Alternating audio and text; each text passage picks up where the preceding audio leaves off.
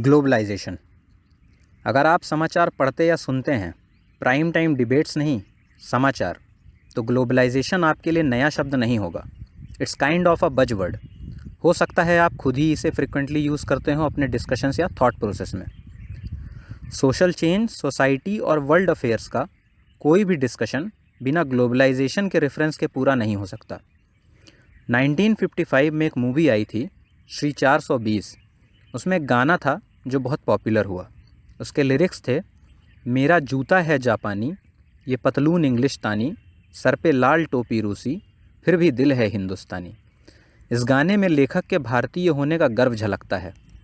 पर अगर इस गाने को दूसरे पर्सपेक्टिव से देखा जाए तो समझ आता है कि शायद मुकेश की आवाज़ और राज कपूर की एक्टिंग के थ्रू ये बताने की कोशिश की जा रही है कि कैसे इंसान ऊपर से नीचे विदेशी चीज़ें पहना हुआ है, उसके बाद भी वो हिंदुस्तानी है। ये 1955 का गाना है। वो समय जब दुनिया इंटरनेट से अनजान थी, जब इंडिया एक सोशलिस्ट और क्लोज्ड इकॉनमी हुआ करता था, जब इंडिया सिर्फ वही चीज़ें बाहर से मंगवाता था जो उसे इंडिया में मिलने में मुश्किल होती थी, और मोस्टली जिसकी उसे बहुत ज़्यादा ज़रूरत होती थी, जैसे फर्टिलाइज़र्स, पेट्रोलियम प्रोडक्ट्स या मशीनरी एट्सेट्रा। और आज 65 साल बाद चीज़ें कितनी ज़्यादा बदल गई हैं, ये आप सब देख ही रहे हैं। गवर्नमेंट का रोल अब धीरे धीरे लिमिटेड होता जा रहा है। Except for the matters of security, administration and law and order, अगर सरकार किसी दूसरी फील्ड में रोल प्ले करती है तो उसे एग्जीक्यूटिव ओवर रीच कहने में लोग देर नहीं लगाते। धीरे धीरे दुनिया बॉर्डरलेस वर्ल्ड की तरफ मूव कर रही है, जिसे टेक्निकल लैंग्वेज में compression of time and space कहा जाता है। हम में से बहुत से लोगों की सुबह कोलगेट के टूथपेस्ट और ओरल बी के ब्रश से होती है। नीम का दातून अब लग्जरी हो गया है। लुई आर्मस्ट्रॉन्ग का जैज़ और जगजीत सिंह की गज़ल दोनों ही अपने लगते हैं। माइकल जैक्सन का मून वॉक स्कूल के एनुअल फंक्शंस में दिखना अब कोई बड़ी बात नहीं। दिन का जनार्दन रात में कॉल सेंटर जाके जॉन बन जाता है और एक अलग से एक्सेंट में इंग्लिश बोलता है। आए दिन किसी न किसी इंडियन ऑरिजिन के प्रोफेशनल की किसी बड़ी मल्टीनेशनल कंपनी के सीईओ बनने की खबर मिलती रहती है। अमेरिकन कंपनी लिवाइस की जीन्स में कभी मेड इन इंडिया तो कभी मेड इन बांग्लादेश और कभी मेड इन श्रीलंका का टैग लगा मिलता है। शायद ही कोई ऐसा घर होगा जिसमें चाइनीज़ इलेक्ट्रॉनिक्स और चाइनीज़ टॉयज़ ने अपनी जगह ना बना रखी हो।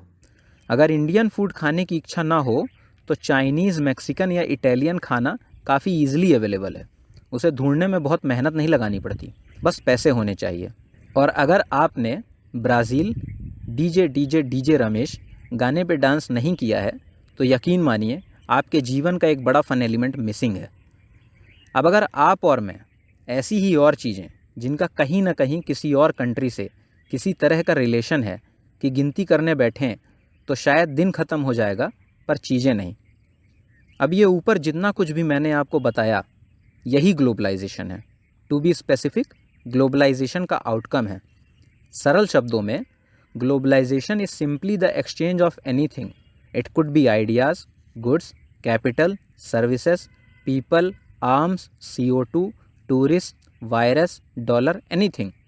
ग्लोबलाइजेशन वर्ल्ड के डिफरेंट पार्ट्स के बीच बढ़ती इंटरकनेक्टेडनेस और इंटरडिपेंडेंस का नाम है। आप चाहो तो इसे अपने तरह से डिफाइन कर सकते हो।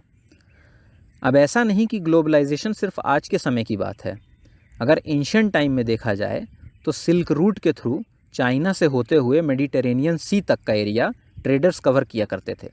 उसके एक रूट पे नॉर्थ वेस्ट इंडिया के रूलर्स कुषाण का भी कंट्रोल हुआ करता था, जिसके एक इम्पॉर्टेंट रूलर कनिष्क का नाम आपने सुना होगा। बुद्धिज़्म का जन्म इंडिया में हुआ और वो Sri Lanka, China, south east Asia जैसे देशों में फैला। ऐसे ही इस्लाम और क्रिश्चियनिटी में भी हुआ। और फिर बाद के समय कैसे यूरोपियंस ने कॉलोनीज़ बनाई और कुछ जगहों की तो नेटिव पॉपुलेशन को रिप्लेस ही कर दिया, जैसे ऑस्ट्रेलिया और अमेरिका। ये सब आपको पता ही है। आज और तब के ग्लोबल कनेक्शन में अगर किसी चीज़ का फ़र्क है तो वो है स्केल एंड स्पीड का। पहले जहाँ चेंजेस सिर्फ छोटे मोटे लेवल पे काफ़ी देर बाद देखने को मिलते थे, आज वो लाइटनिंग फास्ट स्पीड से काफ़ी बड़े पैमाने पे हो रहे हैं। और इस फास्ट चेंजिंग वर्ल्ड के पीछे अगर किसी चीज़ का सबसे बड़ा हाथ है तो वो टेक्नोलॉजी है, particularly information and communications technology. And because of this, countries and borders एक दूसरे के और करीब आते जा रहे हैं। पहले जो कंपनीज एक ही देश में प्रोडक्शन करके फाइनल गुड्स दूसरे देशों में भेजा करती थीं, वो अब दूसरे देशों में भी अपने प्रोडक्शन यूनिट्स खोलने लगी हैं, क्योंकि इन डेवलपिंग कंट्रीज़ में लेबर काफ़ी चीप है और उनका अपना एक इमर्जिंग मार्केट भी। इन्हीं कंपनीज़ को हम मल्टीनेशनल कंपनीज़ भी कहते हैं। आई होप कि आपको अब तक ग्लोबलाइजेशन और उसकी हिस्ट्री के बारे में थोड़ी बहुत चीज़ें समझ आ गई होंगी। अब हम आगे चलते हैं।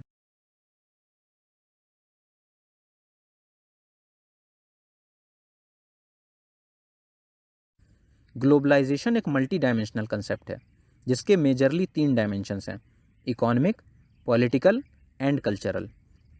वैसे तो दुनिया की इस एवर इंक्रीजिंग इंटरकनेक्टेडनेस के पीछे major force foreign trade, foreign investment और इकोनॉमिक इंटरेस्ट ही हैं, पर अब क्योंकि इतने बड़े इंटरकनेक्शन को हैंडल करने के लिए एक सेट ऑफ इंस्टीट्यूशंस की भी ज़रूरत पड़ती है, कंट्रीज़ की गवर्नमेंट के साथ समझौते और एग्रीमेंट्स करने होते हैं। इस वजह से इसका पॉलिटिकल डायमेंशन भी बढ़ता चला जा रहा है। और ऐसे ही जब अलग अलग देशों के लोग एक दूसरे के कांटेक्ट में आते हैं तो कल्चरल एक्सचेंजेस होना स्वाभाविक है। कुर्ते के साथ जीन्स, वेस्टर्न वर्ल्ड में योगा और इंडिया में क्रिसमस और हैलोवीन का सेलिब्रेशन कल्चरल एक्सचेंजेस का ही रिजल्ट है।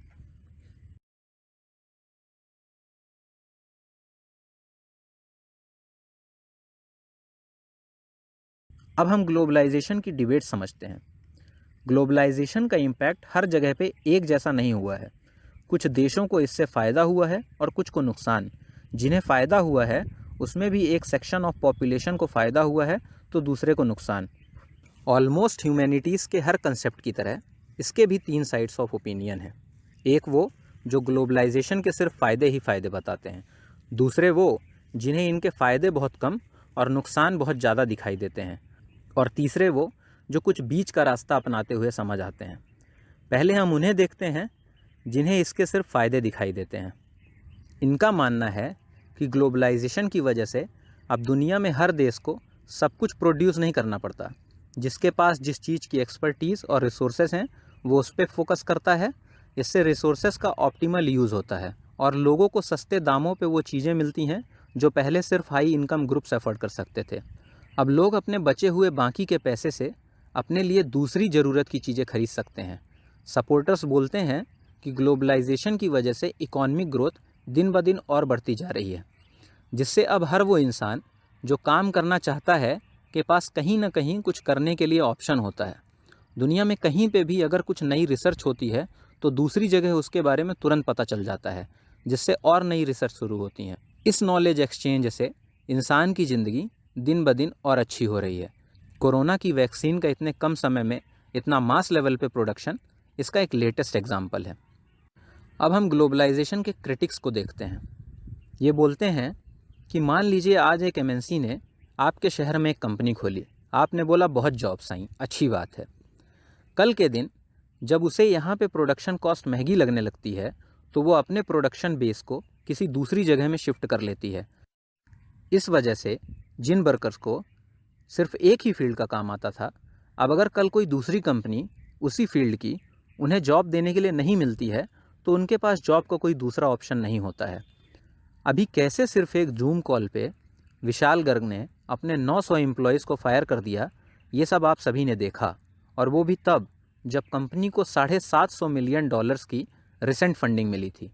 दूसरी बात क्रिटिक्स ये बोलते हैं कि ग्लोबलाइजेशन की वजह से होमोजेनाइजेशन ऑफ कल्चर बढ़ता ही चला जा रहा है। लोगों को अपने फेस्टिवल्स के बारे में पता हो कि नहीं, हैलोवीन और थैंक्स गिविंग के बारे में ज़्यादा पता होता है। और ऐसा इसलिए नहीं कि रीजनल कल्चर्स में कोई कमी है या वो वेस्टर्न वर्ल्ड के कंपैरिजन में काफ़ी इन्फीरियर हैं। बात है continuous bombardment of western media and it's lifestyle, particularly through social media, जिसे वो मैकडोनल्डाइजेशन ऑफ द वर्ल्ड बोलते हैं। फिर ये कहते हैं कि ग्लोबलाइजेशन की वजह से कल्चर ऑफ कंजम्पशन दिन ब दिन बढ़ता ही चला जा रहा है। अब पैसे बचाना एक अच्छी क्वालिटी नहीं रहा। शॉपिंग करना अब टाइम पास और एंटरटेनमेंट का साधन है। ज़रूरत की चीज़ों तक बात ठीक है, लेकिन अब इंसान की ज़रूरत ही है जो रुकने का नाम नहीं ले रही, और इसके लिए क्रिटिक्स मीडिया और एडवर्टीज़मेंट के गलत इस्तेमाल को जिम्मेदार ठहराते हैं।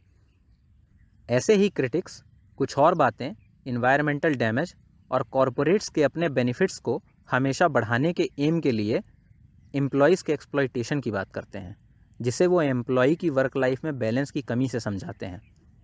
और आखिरी में मध्यम मार्गीय लोग, इनका कहना है कि हिस्ट्री के हर फेज़ में कुछ मेजर पावर्स और कुछ प्रिंसिपल फोर्सेस रही हैं, जिनका उस समय की चीज़ों को शेप देने में बहुत बड़ा रोल है।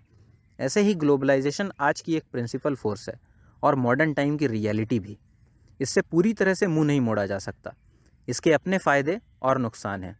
इसलिए हमें ग्लोबलाइजेशन को ज़्यादा फेयर और इक्विटेबल बनाने पे ध्यान देना चाहिए, जिससे हर किसी को इसके फ़ायदे का अपना वैलिड शेयर मिले और इसकी कमियों को कम करने की सरकारों को लगातार मिलकर कोशिश करते रहना चाहिए।